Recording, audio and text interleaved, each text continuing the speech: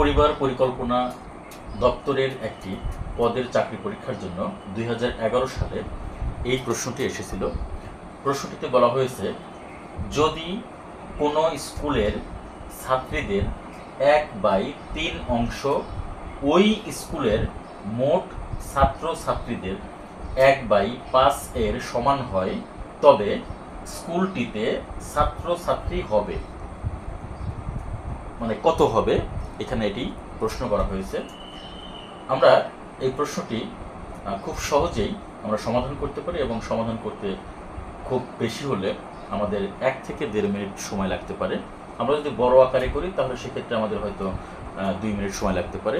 যেহেতু এটি আমাদের এমসিকিউ আকারে আসে, তো সেক্ষেত্রে আমাদের অবশ্যই কিন্তু মিনিমাম আমাদের একটি যে টাইম, অর্থাৎ আমাদের 30 সেকেন্ডের মধ্যে কিন্তু আমাদের এই প্রশ্নটি উত্তর করতে হবে। তো সেক্ষেত্রে আমরা অবশ্যই যদি প্র্যাকটিস থাকে তাহলে আমরা খুব তাড়াতাড়ি আমরা উত্তর করতে পারবো। তবে প্রথম অবস্থায় আমাদের একেবারে মূল যে নিয়ম, সেই মূল নিয়মকে ফলো করে আমাদের এই অঙ্কটি আমাদের করতে হবে। প্রথমে আমাদের আগে বুঝতে হবে যে আসলে এই অঙ্কটি করার ক্ষেত্রে আমাদের কোন নিয়মটি আমাদের জন্য প্রযোজ্য। সেটা আমাদের করতে হলে অবশ্যই আমাদের এখানে একটু সময়টা বেশি লাগবে। তবে একই টাইপের অঙ্ক যদি আমরা 2 থেকে 3টা বা 4 থেকে 5টা করি, সেক্ষেত্রে আমাদের সেই অঙ্কটি আমাদের অভ্যাস হয়ে যায়। অর্থাৎ আমাদের অঙ্কটির ভিতরের যে অ্যালগোরিদম, ভিতরের যে ঘটনাগুলো ঘটে, সেগুলো কিন্তু আমরা খুব সহজেই আমরা মনে রাখতে পারি এবং আত্মস্থ করতে পারি। তো সেই ক্ষেত্রে আমরা যখন এমসিকিউ আনসার করতে যাই, আমরা তখন মোটামুটি 30 সেকেন্ডের মধ্যেই কিন্তু আমরা সেই অঙ্কটি করতে পারবো। তো প্রাথমিক অবস্থায় আমাদের অবশ্যই মূল নিয়মকে ফলো করে, মূল নিয়মকে কেন্দ্র করে আমাদের অঙ্ক করতে হবে। আর অবশ্যই এটা আমাদের সবারই জানা উচিত এবং সবারই কিন্তু মনে রাখা উচিত যে আমাদের অঙ্কগুলো অবশ্যই মূল নিয়মে করাটাই সবচেয়ে বেটার। শর্টকাট নিয়মটা আসলে সকল অঙ্কের ক্ষেত্রে কিন্তু প্রযোজ্য নয়। তো আমি মনে করি অবশ্যই আমাদের মূল নিয়মকে কেন্দ্র করে, মূল নিয়মটা ভালো মতো জেনে আমাদের অঙ্কটা করা উচিত। তো আমরা দেখি, এখানে বলছে যে যদি কোনো স্কুলের ছাত্রীদের 1/3 অংশ ওই স্কুলের মোট ছাত্রছাত্রীদের 1/5 এর সমান হয়, তবে স্কুলটিতে ছাত্রছাত্রী, আচ্ছা ধরি আমরা যে ছাত্র সংখ্যা আমরা ধরলাম x আর ছাত্রী সংখ্যা আমরা ধরলাম y।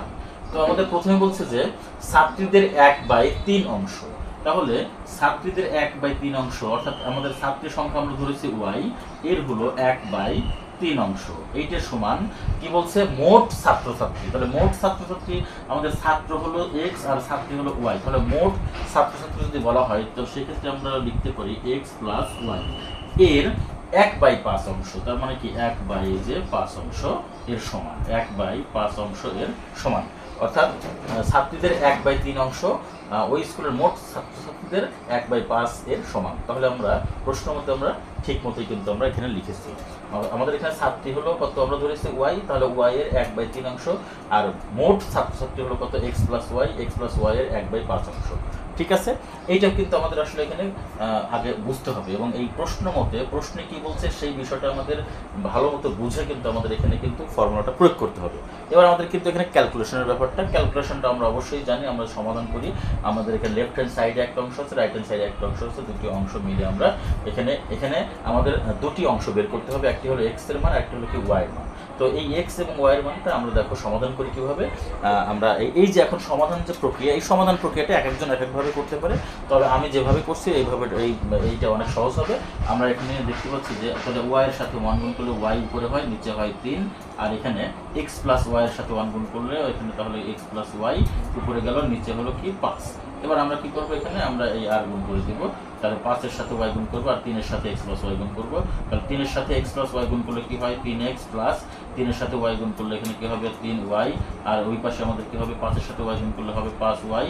আচ্ছা, এখানে কি হবে, তাহলে 3x = 5y, আর ডান পাশে আমরা 3y এখানে দিয়ে দেবো, তাহলে 3y। আচ্ছা, এখানে কি হবে, 3x = 5y থেকে 3y বিয়োগ করলে কত হয়, এখানে 2y। আচ্ছা, এবার আমরা কি করব, এখানে x, এই y কে আমরা বামে নিয়ে আসলাম, তার বামে নিয়ে আসলে ভাগ হয়ে যাবে, আর এখানে উপরে 2 আর নিচে আমরা এই যে 3 আমরা ওই পাশে দিয়ে দেবো। তাহলে আমাদের কি হলো, সুতরাং আমরা লিখতে পারি যে x অনুপাত y = 2:3। এটাই হবে আমাদের এখানে সঠিক। একেবারে কিন্তু খুবই সহজভাবে কিন্তু আমরা এই সমাধানটা করেছি। আমাদের এখানে এক্স ওয়াই অনুপাত কত হবে, এখানে 2:3, অর্থাৎ এক্স হলো কি ছাত্র সংখ্যা হলো 2 জন, আর ওয়াই হলো কি ছাত্রীর সংখ্যা হলো 3 জন। এটি হলো আমাদের এখানে সঠিক উত্তর।